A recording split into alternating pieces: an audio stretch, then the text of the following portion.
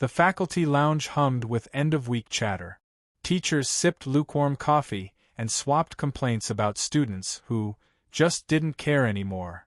In the corner, Mr. Kirkland leaned back in his chair, legs crossed like he owned the place, drumming a pen against the table and spouting off about how today's kids would never survive the math curriculum of the past. "Half the staff couldn't pass my final exam, let alone the kids," he said, loud enough for everyone to hear. A few teachers chuckled nervously.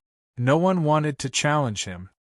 His swagger was unbearable, but he'd graduated top of his class, and he knew it. The door creaked open. Odessa Green stepped in, pushing her mop cart with slow, deliberate ease. Her gray uniform was crisp, and her silver-streaked afro was tied back neatly. She didn't interrupt, just moved toward the whiteboard, where someone had left a dry erase scrawl of an incomplete integral. Mr. Kirkland smirked, nudging his friend Mr. Danner with his elbow. "Hey Odessa," he called out, voice dripping with smugness. "Bet you can't even spell calculus, let alone solve it." Choked laughter followed. Odessa stopped mid-step. Her eyes lingered on the equation. "Want to give it a try?" he added, grabbing the marker and theatrically offering it to her like a magician presenting a deck of cards. She paused, looked at the board, then at him. Calmly, she took the marker. The room fell silent. She adjusted her glasses, raised her arm, and in smooth, confident strokes, solved the integral, simplified the result, and then boxed the answer. Below it, she wrote an alternative method with a cleaner path to the solution. When she was done, she handed the marker back and turned toward her mop. No one said a word. Even the buzzing of the vending machine seemed to stop. Mr. Kirkland stared at the board, blinking like he'd just seen a ghost. "Did she just?" someone started. "She did," said Miss Patel, eyes wide. Odessa continued cleaning the floor, as if she'd just tightened a bolt or replaced a light bulb. No fanfare. No speech. Just quiet competence. Behind her, Mr. Kirkland flushed, trying to reassert control. Must have memorized it or something. That was beginner stuff anyway. But the damage was done. The authority he'd flexed so easily minutes before had vanished. And worse, it had been undone with grace and silence. Odessa left the lounge, the scent of lemon cleaner trailing behind her. Ms. Patel watched her go, curiosity piqued. Something about the way Odessa had moved, the precision, the confidence, it wasn't a fluke. That wasn't guessing. That was someone who knew math. Back in the lounge, the teachers tried to recover the moment. Some joked half-heartedly. Others slipped away. Mr. Danner asked Kirkland if he was still planning to bring that problem to the regional competition. Kirkland grunted and mumbled something about needing better material. In the hallway, Odessa moved toward the back stairs. A few students walked past and gave her the usual nods. She smiled. She wasn't expecting praise. She'd had enough of the world's attention before, and it hadn't done her any favors. Later that afternoon, Ms. Patel looked up Odessa's employee file. Nothing stood out. High school diploma, GED courses, employment history filled with custodial positions and administrative roles. But something didn't add up. You don't solve integrals like that without years of training. A thought struck her. She checked the school's faculty puzzle submissions. Every month, the board posted a set of math challenges. Faculty would submit solutions anonymously, often with nicknames or initials. For the past year, one name kept appearing: OG. The solutions were elegant, almost artistic. Occasionally, even the math department would have to double-check them.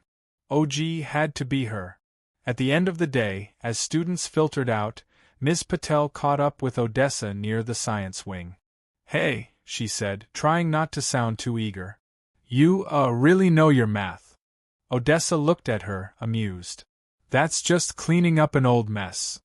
Did you ever teach?" "No." "Study it then?" Odessa considered her. "Not in a long time." Ms. Patel paused, sensing a boundary. "You ever submit to the staff math board? Puzzles and stuff?" Odessa gave a small smile. "Some messes are fun to clean up. Then she kept walking. The next morning, a different energy lingered in the halls.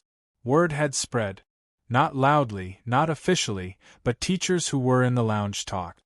And students always had ears. By second period, some kids had started calling her Professor G in the hallways. "Morning, Professor G.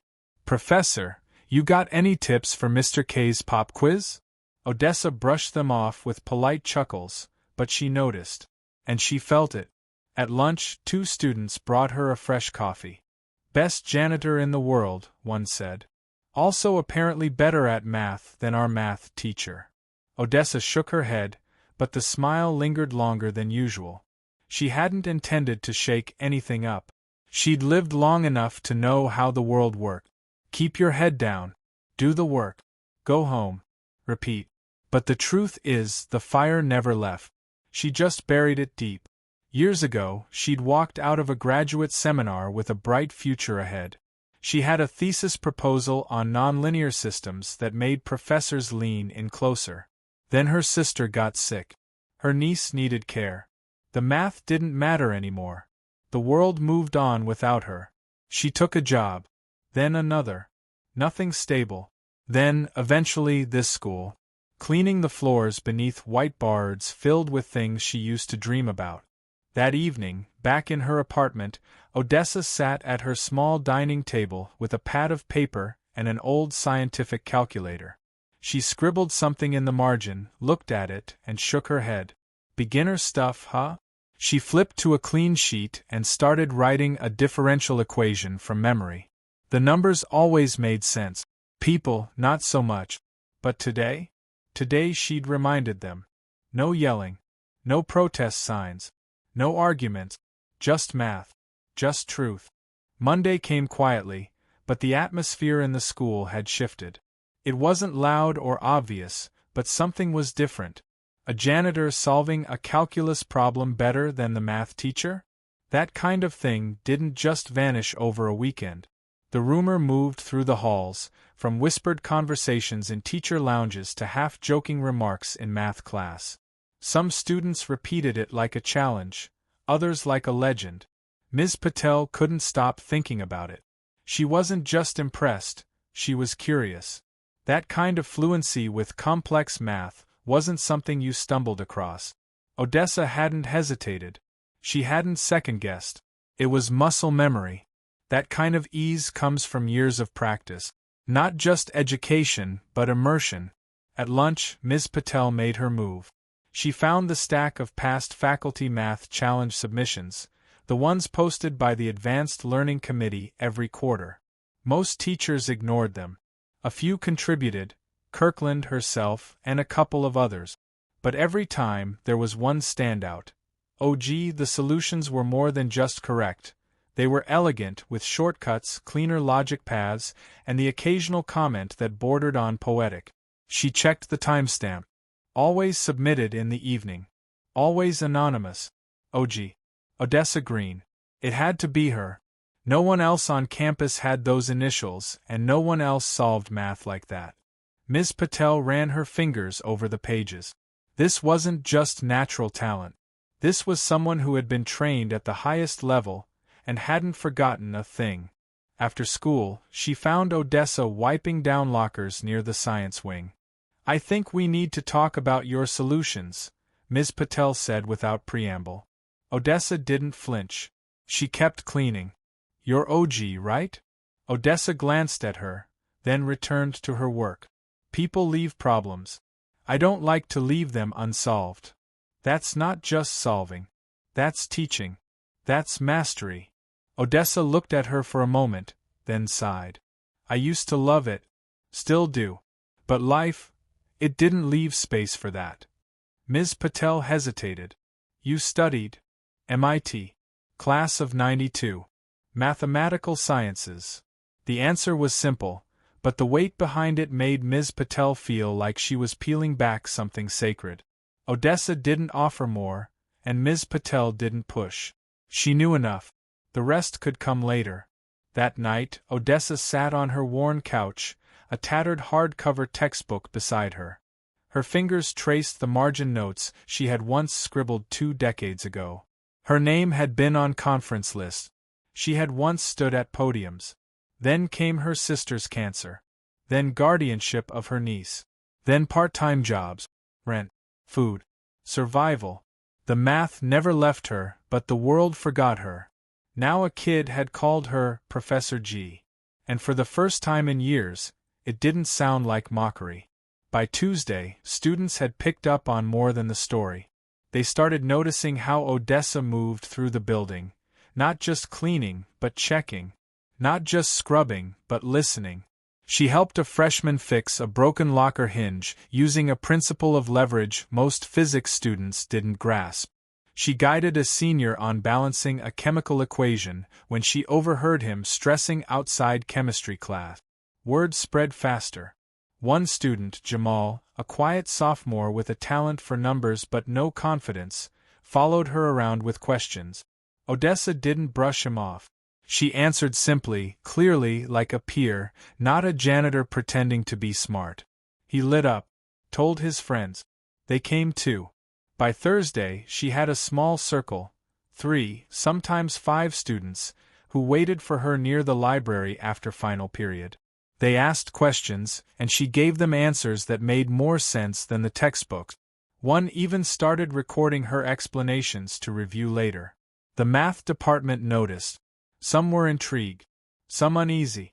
Mr. Kirkland rolled his eyes every time a student said, "Professor G taught us this trick." He started locking his whiteboard after class.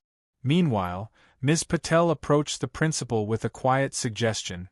What if Odessa helped with after-school tutoring? The principal balked. Liability, background checks, union complications. He was polite, but his tone made it clear.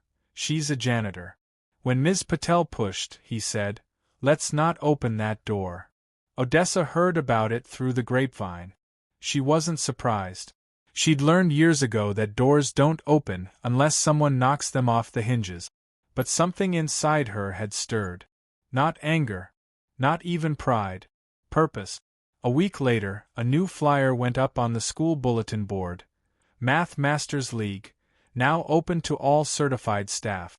Represent your school in the regional competition. Grand prize. $10,000 grant for educational enrichment programs. Kirkland announced he'd be entering. Naturally. A chance to showcase his brilliance. Odessa saw the flyer, read it once, then walked away. Ms. Patel caught up to her later. "You should enter." "No thanks." "Why not? You're better than everyone here." "That's exactly why." "You're afraid they'll come after you if you win?" "I'm afraid of what they'll say if I even try." "You think hiding your genius helps anyone?" Odessa turned to her, eyes steady. "It helped me survive." "Sometimes that's all you get." Ms. Patel didn't argue. But the next day, Jamal and 2 other students brought her a notebook full of unsolved competition-level problems. "We want to help you train, Professor G. If you'll let us." She tried to brush it off, but Jamal looked her dead in the eyes. "You always help us. Let us help you back." She took the notebook. That night, Odessa sat back at her table, pencil in hand, light overhead. A sense of clarity she hadn't felt in years settled into her bones. She flipped to the first problem and began writing. The numbers felt like home. She still hadn't signed up, but the equations had already begun to pull her forward. Odessa submitted her application the day before the deadline. No fanfare, no announcement, just a simple form, folded neatly, dropped into the main office box. The secretary barely glanced up as she stamped it and added it to the stack. 2 teachers saw her leave the office and exchanged puzzled looks. They had assumed she'd never actually go through with it. By Monday, her name was officially listed among the competitors representing the school at the upcoming Regional Math Masters League. It didn't take long for whispers to morph into buzz. Some students cheered. Some teachers were baffled. Others were outright irritated. Mr. Kirkland, in particular, was livid. He confronted the principal. "She's a janitor," he hissed. "This competition is for educators. She's a district employee and the rules say any certified staff can enter, the principal replied without looking up. She has the right credentials on file. Let it go. She's going to embarrass this school. The principal raised an eyebrow. Or maybe not. The teacher's lounge was tense all week. Kirkland scoffed every time her name came up. He made jabs about celebrity custodians and pity math. Most of the staff remained quiet. A few nodded along. Others looked uncomfortable. But the students? They rallied. A group made shirts that read, Professor G equals genius superscript 2. Another student started a countdown poster outside the library. Days until custodian calculus cracks the system, ____. Every day, someone updated it. Odessa didn't comment on any of it. She still cleaned the halls with the same care. She still helped Jamal and his crew with math problems after school, though now they called it training sessions. One afternoon, after Odessa walked them through a brutal sequence proof, Jamal leaned back and said, "You're not just smart. You make it make sense." "Math isn't hard," she replied. "People just make it seem that way so they can feel smarter." "You think you'll win?" She didn't answer right away. Then she said, "I don't need to win. I just need to prove I still belong." He nodded, understanding more than she expected. That Friday, the staff received official notice from the district. The school would be assigned 2 competition slots instead of 1, due to increased interest. That meant Odessa and Kirkland would both be representing the school. No elimination. No vote. Kirkland fumed. "I don't care who she is," he muttered to Danner in the hallway. "She's not beating me. This is my field." What he didn't realize was that while he prepared using standard prep guides and last year's questions, Odessa had been solving unpublished challenges submitted to national contests, many of which she still remembered from decades ago. Not because she needed to prove anything, but because the language of numbers was the one thing in life that never betrayed her. That weekend, Odessa stayed up late finishing her own mock test. She timed herself. She reviewed. She refined. Her niece, now grown, FaceTimed her and asked, "Are you seriously doing math competitions again?" Odessa smiled. For once, it's not about the math.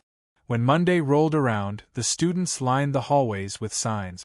"You got this, Professor G Brains" titles. "Don't let Kirkland cook alone." The principal tried to downplay it, but there was no stopping it now. Something real had taken hold. The morning of the competition, the auditorium buzzed with excitement. Contestants from other schools were being introduced. Teachers in blazers. Coaches with clipboards. All except Odessa, who walked in wearing her regular gray uniform with a neatly pressed badge. Heads turned. Some laughed under their breath. Others just stared. The competition format was brutal. Solo problem-solving rounds, timed logic sections, and an open-response finale that tested not just accuracy but elegance of approach. No calculators. No external help. The first 2 rounds passed quickly. Kirkland performed well. Fast, confident, predictable. Odessa, however, turned heads. Her solutions were succinct, with minimal notation but maximum clarity.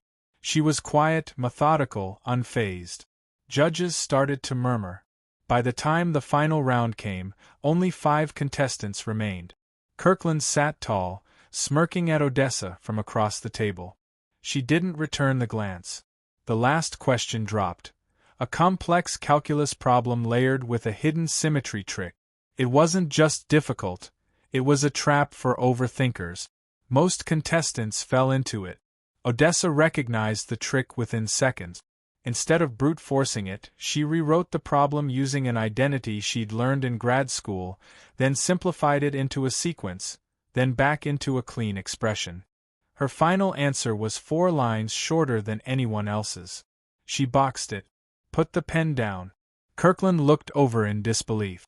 He was still working. His hand trembled. When time was called, Odessa leaned back calm. The judges collected the papers and stepped into a separate room to deliberate. While they were gone, students from the school circled around both Odessa and Kirkland. "Win or lose, you're amazing, Professor G," one girl said, handing her a homemade granola bar.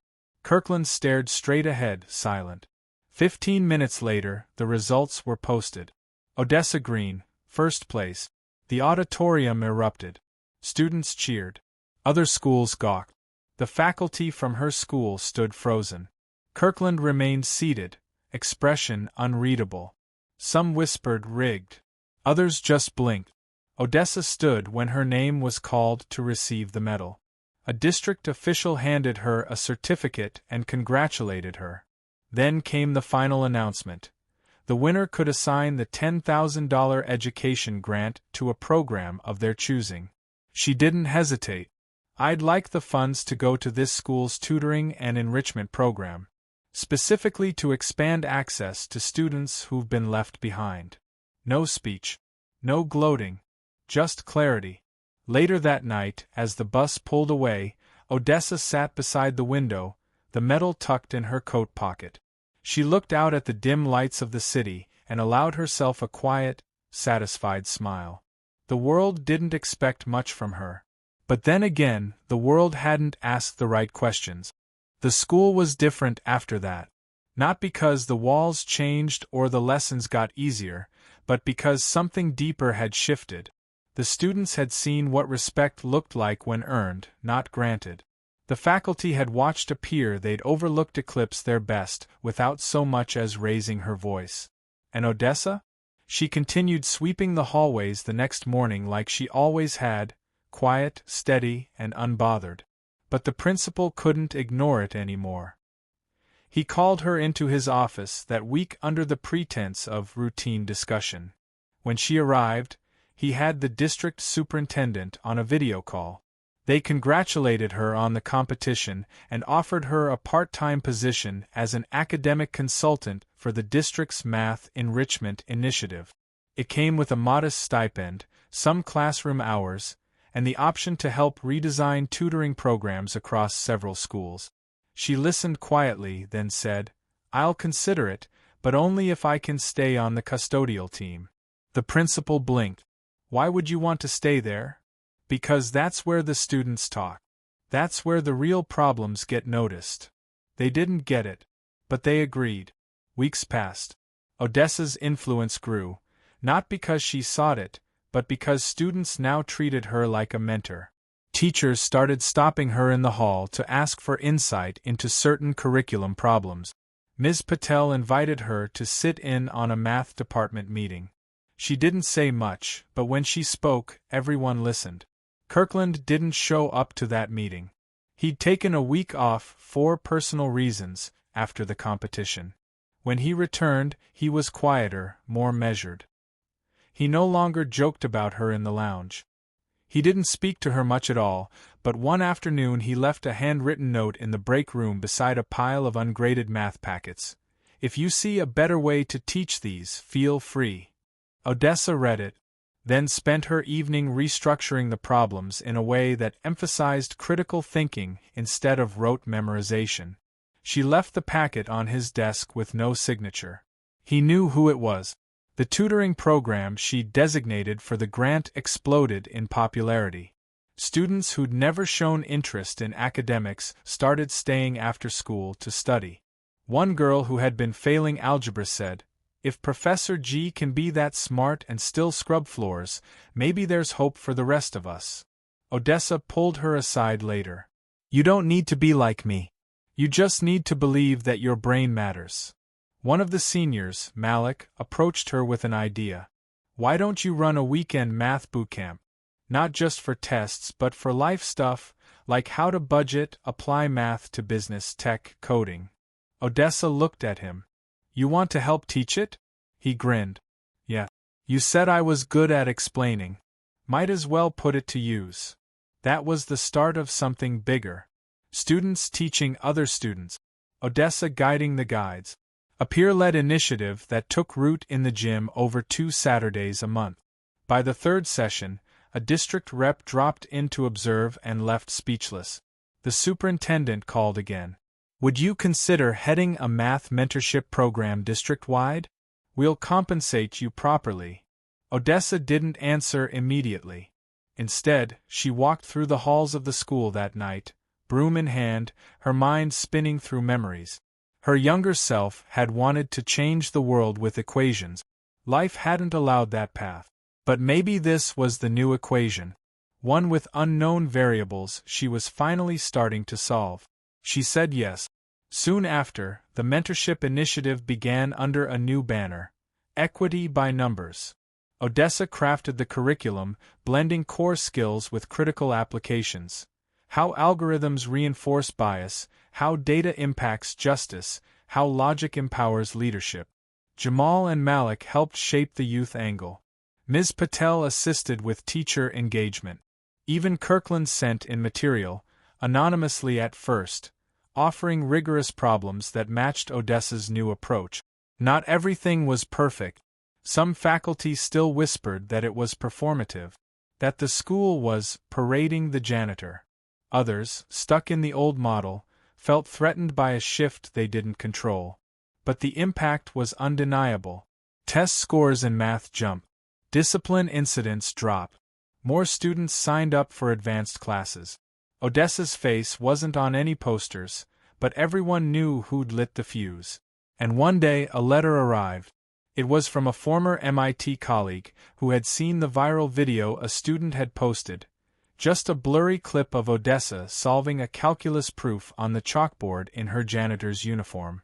The letter praised her grace and brilliance, then ended with, "We're hosting a symposium on mathematics for social impact. Your presence would honor us." Odessa smiled. Not because she needed validation, but because finally, someone had seen her on both sides of the equation, mind and soul. She showed the letter to Ms. Patel, who teared up. "You going?" "I'm sending Malik and Jamal," Odessa replied.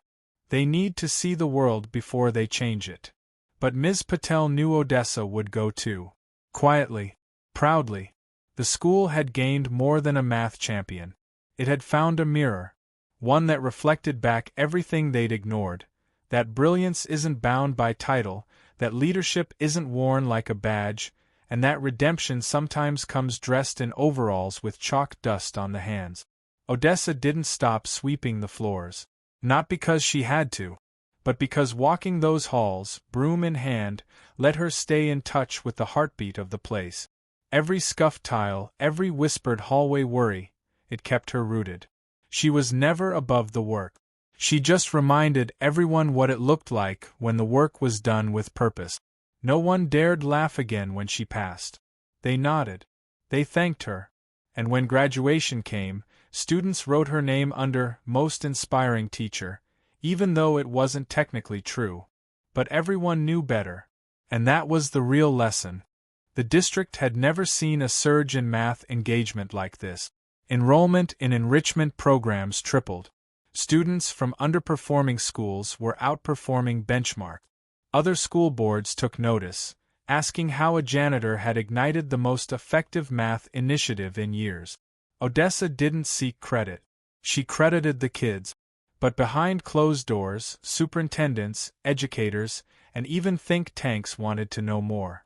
At the state conference that spring, her name was on everyone's lip. They invited her to present the Equity by Numbers program, though they still seemed unsure how to label her. Her title on the agenda simply read, Math Education Advocate. That suited her fine. She stood before a packed auditorium. Teachers, administrators, policymakers. No slides. No flashy jargon. Just a chalkboard and her voice. "I'm not here because I beat someone in a competition," she began. "I'm here because the system keeps underestimating who belongs in the room." She walked them through how she blended advanced concepts with real-world thinking. How she created student peer groups, restructured feedback loops, and broke down generational math trauma. She didn't ask for applause. But she got a standing ovation. Afterwards, a panelist approached her. "You should lead a task force on state curriculum reform." She looked him in the eye. "Only if students like Jamal and Tasha get a seat at the table." They agreed. Meanwhile, back at her school, the janitorial crew had changed how they operated too. Inspired by Odessa, they began mentoring troubled students during after-hours cleaning shift. A boy who'd been suspended 3 times for fighting started showing up just to help mop floors, asking Odessa questions about geometry. "It's like a puzzle," he said. "It calms me down." She handed him a used math workbook and told him to solve 1 problem a day. He ended up solving the whole book in a week. She brought his name up during a teacher-staff meeting. "He's not a problem student. He's a problem solver with no guide." Kirkland, who'd remained silent, finally spoke. "Put him in my class. I'll tutor him personally." There was a moment of silence. Then a nod. The tides had turned. Later that semester, Odessa received a notice that she was nominated for the State Medal of Educational Service. She almost declined. It didn't feel right, accepting an award from the same system that once dismissed her. But the students insisted. "It's not just for you," Malik told her. "It's for everyone who's been ignored." The night of the ceremony, she wore the same pressed uniform she always wore. The room was filled with suits and gowns. When they called her name, a hush fell. She walked onto the stage, calm and assured, and accepted the medal. In her short speech, she said, "Don't look at me and think I'm exceptional. Look at what happens when someone's brilliance is simply not buried." That line made it into newspapers and education blogs. The clip went viral. But it wasn't fame she cared about, it was the invitations that followed. Rural schools, underfunded districts, juvenile centers, community programs. Everyone wanted her to speak, to guide, to lead. She created a mentorship network. Former dropouts, working-class parents, returning students. She called it Second Equation. The message: your first path doesn't define your worth. Meanwhile, back at her school, a quiet revolution kept unfolding. Students were writing their own math problems, debating logic strategies, creating math-themed art and music. One hallway was renamed the Numbers Gallery, showcasing student-created equations that had real-life applications. Principal Harmon approved it without hesitation. Even Odessa's custodial closet became a point of curiosity. Inside were chalkboards, textbooks, old journals filled with proof. One student called it the sacred study zone. Another said, "It's where math breathes." The school board, initially skeptical, now listed the campus as a model of innovation. Grants flowed in. The tutoring center expanded into a full learning lab. Odessa trained volunteers, and even some teachers. She taught them how to teach, not by pushing formulas but by listening first. One teacher asked, "How do you always know what they need?" She replied, "Because I've been ignored before. And ignored people speak loudest in silence." Her leadership extended beyond formulas. When a group of students protested the lack of Black history in the curriculum, Odessa didn't just support them. She organized a community town hall. She brought in educators, elders, even city officials. It wasn't about math. It was about truth. That night, standing in front of a mixed crowd of students and adults, she said, "Education without empathy is just information. And information without context becomes silence." No one forgot those words. The mayor reached out to ask if she'd consider joining the city's Education Advisory Council. She accepted, with one condition: any decision panel must include a student vote. The first student chosen was Malik. Odessa didn't just uplift people. She transformed systems. Quietly, insistently, with no need for spotlight. But the world kept watching. A documentary team approached her. She refused at first, but they offered something rare: full creative control. She agreed, on one term. The film would focus on her students, not her.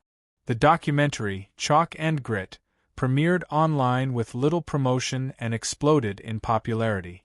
The country saw the story of a Black woman overlooked by a system she quietly reshaped from within. But more than that, they saw kids who bloomed under her belief in them. Kids who went from being statistics to strategists. National education conferences began quoting her work. Curriculum designers asked for her input. Universities sent letters of recognition. She replied to one, "I'll visit your campus if you let me bring 3 students and a mop." They thought she was joking. She wasn't.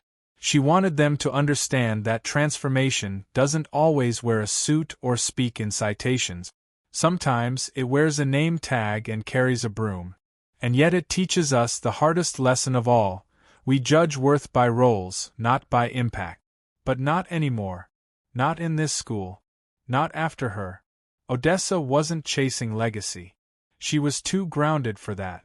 But the legacy happened anyway. In the way Kirkland started mentoring. In how students talked about statistics at lunch. In how the district finally recognized para staff as key educators. In how former dropouts came back to tutor. She didn't change the world by demanding it. She did it by showing up, listening, and refusing to shrink. And now, wherever she went, people stood when she entered, not out of awe, but respect. Because brilliance, once buried, doesn't go dim. It spreads. Odessa's influence continued to ripple beyond her school walls, sparking changes in places she never expected. Invitations poured in, from local nonprofits, city councils, even corporate foundations wanting to support her mentorship programs. But Odessa remained deliberate, refusing to dilute her mission. She wanted change rooted in communities, not just glossy PR. One morning, as she arrived early to clean the library, she found Jamal and Malik already there, setting up laptops and whiteboard. They were preparing for the weekend boot camp, now a thriving hub where students, volunteers, and even parents gathered to learn and share knowledge. Odessa watched quietly, pride swelling quietly in her chest. Malik caught her eye and grinned. "Ready for today's lesson plan?" She nodded. "Let's make it count." That afternoon, the boot camp was electric. Students wrestled with concepts like probability in real-life decisions and patterns in coding. Odessa wandered among them, answering questions, offering encouragement, and sometimes just listening. A parent approached her afterward. "I can't believe my son used to hate math. Now he talks about algorithms and business plans.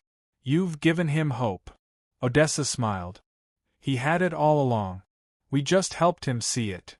But not everything was smooth. At a district meeting about budget allocations, Odessa faced resistance.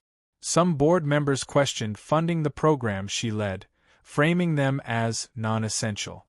The argument wasn't new, resources were tight, and traditional academics took priority. Odessa stood firm. These programs are essential because they reach students traditional methods overlook.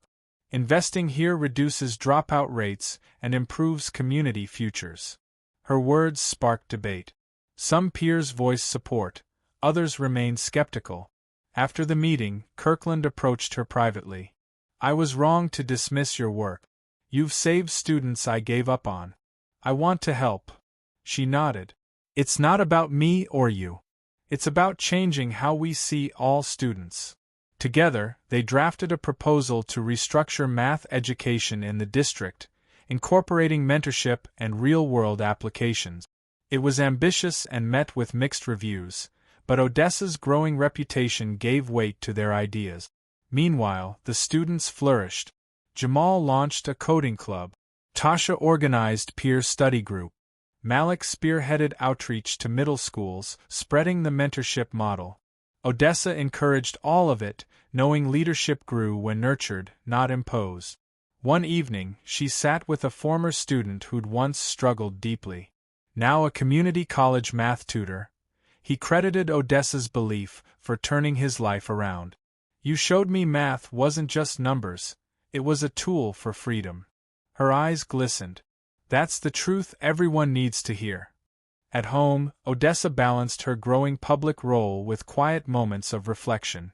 She wrote notes, planned lessons, and stayed grounded in routine. The broom never left her side, not as a symbol, but as a reminder of humility and hard work. She received an invitation to speak at a national education summit.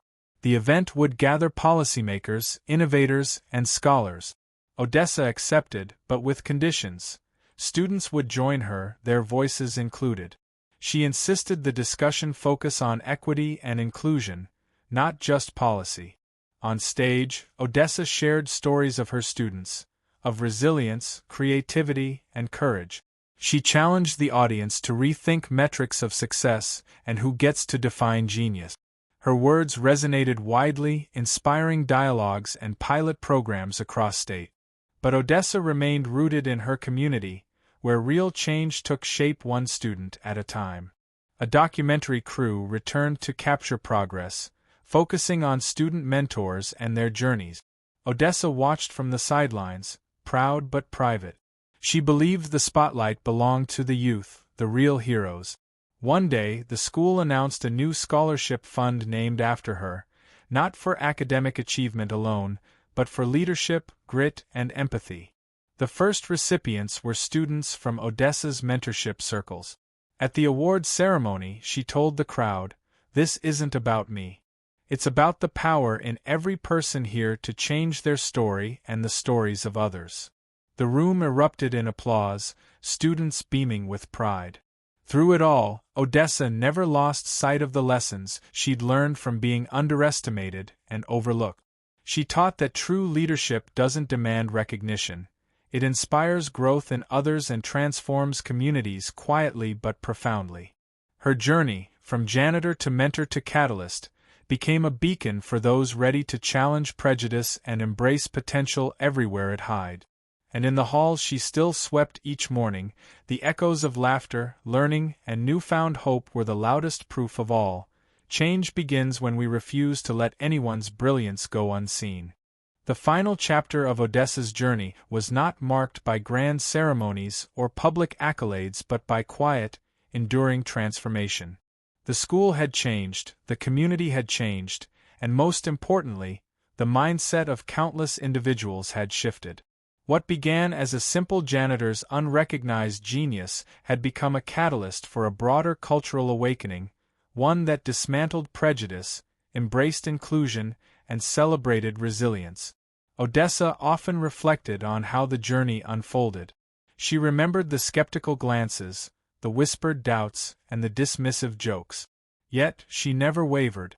Her resolve was rooted not in proving others wrong, but in lifting up those who had been overlooked. Every challenge became an opportunity to demonstrate that leadership isn't about title or position but about action, empathy, and growth. Teachers who once dismissed her intellect began consulting her for advice. Administrators who doubted the potential of marginalized students started creating spaces for their voices to be heard. The school's curriculum evolved to include diverse perspectives, critical thinking, and real-world applications. Students no longer saw math as a cold abstraction but as a tool for understanding the world and shaping their futures. The mentorship programs flourished into a network connecting multiple schools and community organizations. Odessa's approach inspired educators nationwide, prompting conversations about equity and the importance of recognizing all forms of intelligence. She became a quiet force behind policy reforms aimed at dismantling systemic barriers in education. Despite invitations to prestigious boards and conferences, Odessa remained grounded. She insisted on maintaining her custodial duties, not out of obligation, but as a symbol of humility and connection. The broom in her hand was a reminder of the work still to be done and the many unseen hands that kept the system functioning. Students continued to seek her guidance long after graduation. Many returned to volunteer, driven by the example she set. They spoke of her not just as a teacher or mentor but as a symbol of possibility, a living testament that brilliance and leadership transcend background and circumstance. Odessa's story spread beyond the educational sphere, inspiring movements centered on equity, inclusion, and empowerment. Communities recognized the power of embracing diverse talents and fostering environments where every individual could thrive. Her legacy was not confined to awards or titles but lived in the hearts and minds of those she touched. On a quiet afternoon, as she swept the hallways, a group of students approached with a gift, a plaque inscribed with a quote she often shared: "True greatness lies in lifting others, not in standing above them." They told her she embodied those words every day. She smiled, her eyes shining with quiet pride. "The real work is just beginning," she said. The school had become more than a place of learning. It was a living community where diversity was celebrated, inclusion was the norm, and empathy guided every decision. Odessa's journey had sparked a transformation that reached far beyond calculus problems and competitions. It had changed lives, dismantled prejudice, and built a foundation for future generations to grow. Her legacy was not written in textbooks but etched into the fabric of the community, a testament to resilience, leadership, and the profound impact of believing in someone's hidden potential. As Odessa walked down the hallway one last time before retiring, she paused to look around. The walls echoed with laughter, debate, and hope. She had been a janitor, a mentor, a leader, and above all, a catalyst for change. The broom rested against the wall. The chalkboard was filled with equations, poems, and dreams. And the future was wide open,